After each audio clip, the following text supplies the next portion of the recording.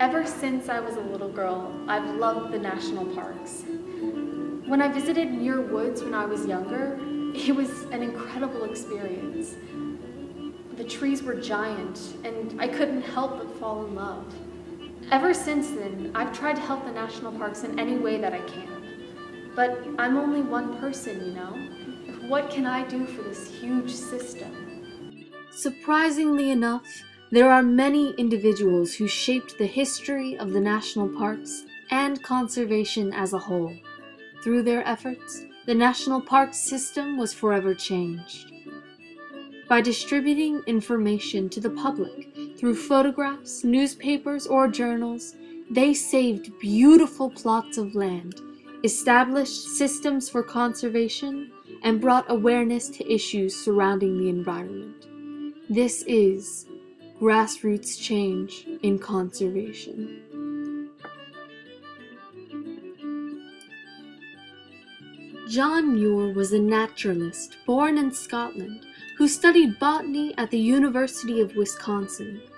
His passion for nature started at a young age when he explored the land around him instead of attending school as a boy.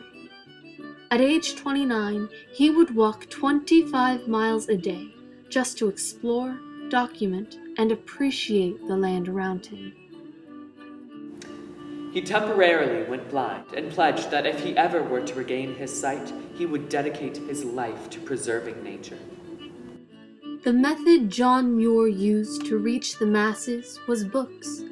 He wrote many books about nature, such as The Mountains of California, The Story of My Boyhood and Youth, and Steep Trails.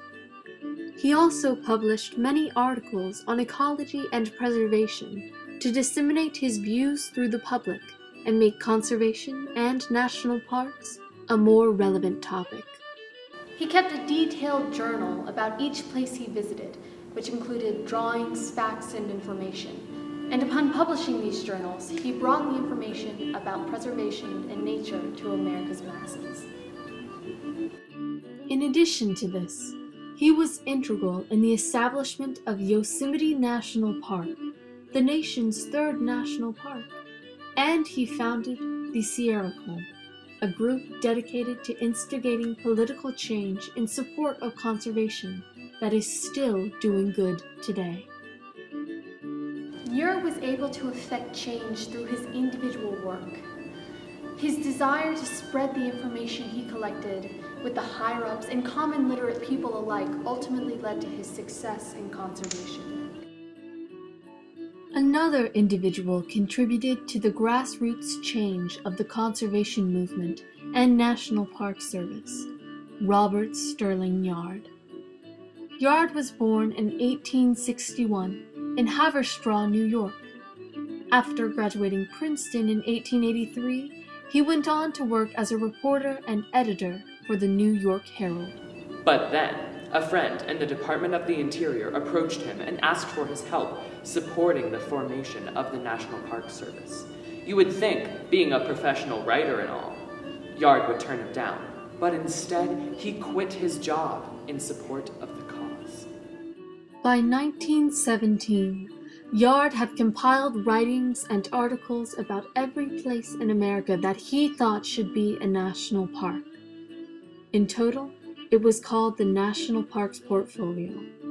This compilation went to nearly 270,000 people across the country, as well as to every member of Congress. It included the Grand Canyon, the Rocky Mountains, Yellowstone, the Sequoia Forest, and many more beautiful pieces of American land. Yard took the skills he possessed and was able to convince thousands of Americans that conservation was not only valid, it was necessary. The information he collected was the key to establishing the National Park Service, and therefore was the key to saving beautiful land for years to come.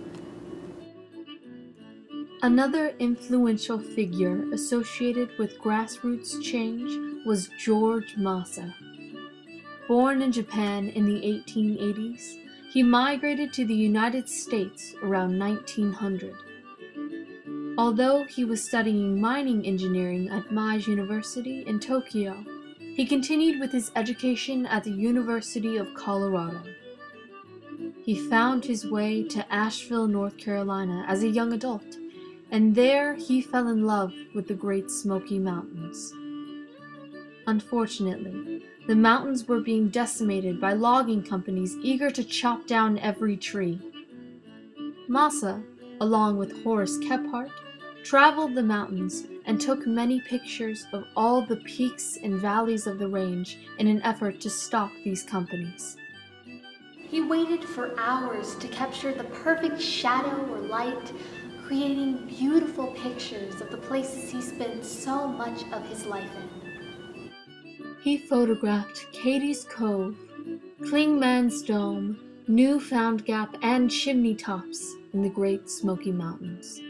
But he didn't just take photographs. He measured distances for the entire park. Using an odometer attached to a bicycle wheel, he was able to create a map of the entire Great Smoky Mountains. By documenting the mountains, Massa was able to convince the National Park Service to make the Great Smoky Mountains into a national park. George Massa was crucial to the conservation movement. Without his photographs or individual efforts, the Great Smoky Mountains may have been overlooked by the National Park Service. By making information readily available, he saved a great expanse of land that may have been destroyed in the name of industry otherwise. National parks didn't just change because the people in power decided they wanted to keep a piece of land. The people of America were able to effect change given the drive and the opportunity. Through obtaining and distributing information about the national parks and beautiful land, grassroots change occurred and helped to further the conservation movement in the Progressive Era and beyond. Whether through Muir, Yard, or Massa, grassroots change altered the national park system for good.